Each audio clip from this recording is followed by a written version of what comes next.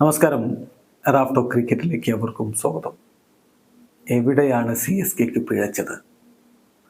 RCBയുടെ പോരാട്ട വീര്യത്തിന് മുന്നിലാണ് അവർ വീണത്, അതിൽ സംശയമില്ല. CSKക്ക് യഥാർത്ഥത്തിൽ ഇങ്ങനെ മിന്നും ഫോമിൽ നിൽക്കുന്ന RCBയെ പൂട്ടാനുള്ള ടീമുണ്ടായിരുന്നോ എന്നതാണ് ചോദ്യം.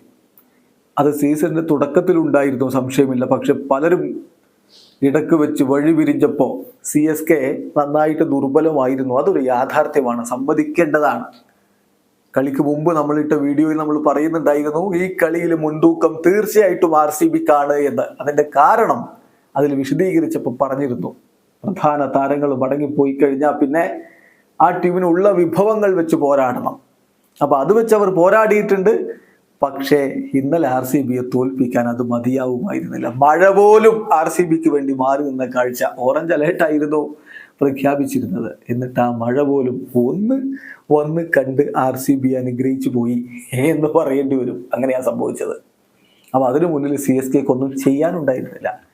ചെയ്യാൻ ശ്രമിച്ചു അദ്ദേഹം, MSD, ഒപ്പം രവീന്ദ്ര ജഡേജയും ഒരു ശ്രമം നടത്തി നോക്കി. ബട്ട് അൺഫോർച്ചുനേറ്റ്ലി അത് സക്സസ്ഫുൾ ആയില്ല.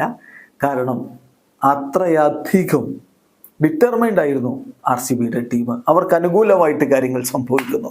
വെറ്റ് ബോൾ മാറ്റുന്നു. അവസാനത്തെ ഓവറിൽ ഒരു സിക്സറിന് ശേഷം വെറ്റ് ബോൾ മാറ്റുന്നു. അതുവരെ ബോൾ മാറ്റാൻ വേണ്ടി ആവശ്യപ്പെട്ടുകൊണ്ടിരിക്കുന്ന ഫാഫിനെയും കോഹ്ലിയെയും നമ്മൾ കണ്ടിരുന്നില്ലേ? എന്നിട്ട് അതിൽ സക്സീഡ് ആയില്ല. ഒടുവിൽ MSDയുടെ സിക്സറിനെ തുടർന്ന് ബോൾ മാറ്റുന്നു. അത് മതി, അനുകൂലമായിട്ട് സംഭവിക്കും. അതാണ് ധീരർക്കൊപ്പം നിൽക്കും കാര്യങ്ങൾ എന്ന് നമ്മൾ പറയാറില്ലേ? അതാണ് സംഭവിച്ചത്. പിന്നെ CSKയുടെ കാര്യം നമ്മൾ വിശദമായിട്ട് എടുത്താലേ, ഇന്നലെ കളി കഴിഞ്ഞിട്ട് ഋതുരാജ് പറഞ്ഞ ചില കാര്യങ്ങളുണ്ട്. ഈ വിക്കറ്റിൽ തീർച്ചയായിട്ടും ഞാൻ വിശ്വസിക്കുന്നു, ഹോണസ്റ്റ്ലി പറയുകയാണ്, നന്നായിട്ട് ബാറ്റ് ചെയ്യാൻ പറ്റുന്ന വിക്കറ്റ് ആയിരുന്നു. സ്പിന്നിങ് ആയിരുന്നു, ഗ്രിപ്പ് ചെയ്യുന്നുണ്ടായിരുന്നു, ബോള് ഗ്രിപ്പ് ചെയ്യുന്നുണ്ടായിരുന്നു ചെറുതായിട്ട്. ബട്ട് 200 എന്നുള്ളത് ഈ ഒരു വിക്കറ്റിൽ ഗെറ്റബിൾ ആയിരുന്നു. എന്തായാലും ഓവറോൾ ഞാൻ ഹാപ്പിയാണ്. 14 കളികളിൽ നിന്ന് 7 വിജയിക്കാൻ പറ്റി. ആ ഒരു അവസാന കടക്കാൻ പറ്റിയില്ല എന്ന് മാത്രമേ ഉള്ളൂ. For me personal mile stones ഒന്നും ഞാൻ പ്രാധാന്യം കൊടുക്കുന്നില്ല. ആഫ്റ്റർ ഓൾ അൾട്ടിമേറ്റ് ഗോൾ എന്ന് പറയുന്നത് വിജയമാണ് എന്നുകൂടി അദ്ദേഹം പറയുന്നുണ്ട്. ഏതായാലും 14 കളികളിൽ 7 ജയിച്ചു. ഇത്തവണ CSKയുടെ ടീം തുടക്കത്തിൽ അങ്ങനെയല്ലെങ്കിലും പിന്നെ ഇതിനുള്ളതേ ഉണ്ടായിട്ടുള്ളൂ എന്നുള്ളതാണ് യാഥാർത്ഥ്യം. എവേ മത്സരങ്ങളിലെ CSKയുടെ റെക്കോർഡ് ഒന്ന് എടുത്ത് നോക്കിയാൽ മതി. 2 കളികൾ മാത്രം അവർ ജയിച്ചു, ബാക്കിയൊക്കെ തോറ്റിരുന്നു. അതുപോലെ തന്നെ ഹോം മത്സരങ്ങളിലും അപ്രതീക്ഷിതമായ ചില കാലിടറലുകൾ സംഭവിച്ചു. ഇതൊക്കെയാണ് അവരെ പരാജയത്തിലേക്ക് തള്ളിവിട്ടത്. കൂടുതൽ നമ്മൾ അതിൽ വിശകലനം നടത്തേണ്ടതില്ല, അല്ലാതെ തന്നെ നിങ്ങൾക്ക് മനസ്സിലാവും. ഒരു പ്രധാനപ്പെട്ട കാര്യം, പതിരാന റൂൾഡ് ഔട്ടായി, ദീപക് ചാഹർ റൂൾഡ് ഔട്ടായി. ഡെവൻ കോൺവോയ് സീസൺ തുടങ്ങുന്നതിന് മുമ്പേ പരിക്കേറ്റു. പിന്നെ പകുതി വെച്ച് അദ്ദേഹം റൂൾഡ് ഔട്ടാണെന്ന വാർത്ത വന്നു. ഫിസ് നാട്ടിലേക്ക് ഇന്റർനാഷണൽ ഡ്യൂട്ടിക്കായിട്ട് പോയി. പിന്നെ ഇന്നലെ ഏറ്റവും പ്രധാനപ്പെട്ട ഒരു സമയത്ത്, മൊയ്ൻ അലി അവർക്ക് ആവശ്യമുള്ള സമയത്ത് അദ്ദേഹത്തിനും നാട്ടിലേക്ക് മടങ്ങേണ്ടി വന്നു. പകരം സാന്നറ കളിച്ച്, സാന്നറ നന്നായിട്ട് ബൗൾ ചെയ്തിട്ടുണ്ട്. പക്ഷേ മൊയ്ൻ ആയിരുന്നെങ്കിൽ ഒന്നുകൂടി ബാറ്റിംഗ് ഡെപ്ത് കിട്ടുമായിരുന്നു. അതുണ്ടായില്ല. അപ്പൊ ഇതൊക്കെയാണ് ആ ഒരു തിരിച്ചടി ഉണ്ടാക്കിയത് എന്നതാണ് യാഥാർത്ഥ്യം. പിന്നെ ഈ സീസണിൽ അവർക്ക് ക്ലിക്ക് ആവാതെ പോയ കാര്യമാണ് ഓപ്പണിംഗ് എന്ന് പറയുന്നത്. ഓപ്പണിങ്ങിൽ ഉടനീളം അവർ പാളിയിട്ടുണ്ട്. ഇന്നലെ ആവട്ടെ ആർക്കാ പാളിയത്? ഋതുരാജിനാണ്. ഇതുവരെ നന്നായിട്ട് കളിച്ചു വന്ന ഋതുരാജ് തുടക്കത്തിൽ തന്നെ ഡെക്കായിട്ട് മടങ്ങി. അപ്പൊ ഓപ്പണിങ്ങിന്റെ ഒരു പ്രശ്നം അവർ വല്ലാതെ അനുഭവിച്ചു പോയിട്ടുണ്ട്. പിന്നെ ഇന്നലെ എടുത്തു പറയേണ്ട മറ്റൊരു വലിയ ബുദ്ധിമുട്ട് അവർക്ക് ഉണ്ടാക്കിയ ആള് ശിവൻ ദ്യൂബയാണ്. അദ്ദേഹത്തിന്റെ ഇന്നിങ്സ് വലിയ രൂപത്തിൽ അവർക്ക് തിരിച്ചടി ഉണ്ടാക്കിയെന്ന് മാത്രമല്ല, ആ ഒരു മിസ്കമ്മ്യൂണിക്കേഷന്റെ ഭാഗമായിട്ട് രജിൻ രവീന്ദ്ര പോലും റൺഔട്ടായി. എല്ലാം അവർക്ക് പ്രതികൂലമായിട്ട് സംഭവിക്കുകയായിരുന്നു.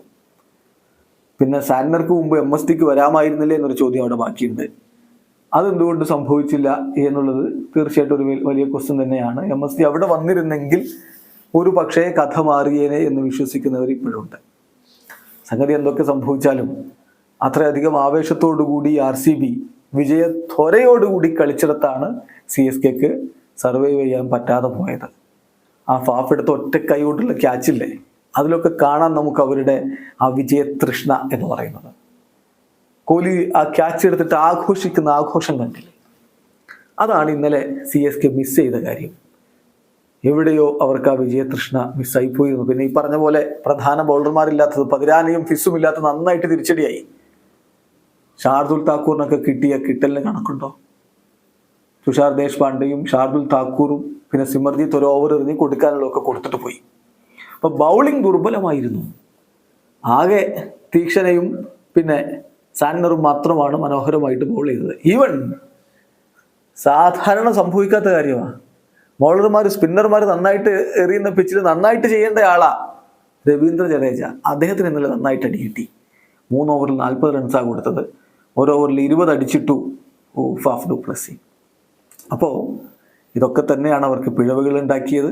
ഇവിടെ തന്നെയാണ് അവർക്ക് പാളിയതും വീണുപോയതും. ടീമിലെ പ്രധാനപ്പെട്ട താരങ്ങൾ മടങ്ങിയിടത്താണ് അവരുടെ പരാജയത്തിൻ്റെ പ്രധാനപ്പെട്ട പോയിന്റ് കിടക്കുന്നത്.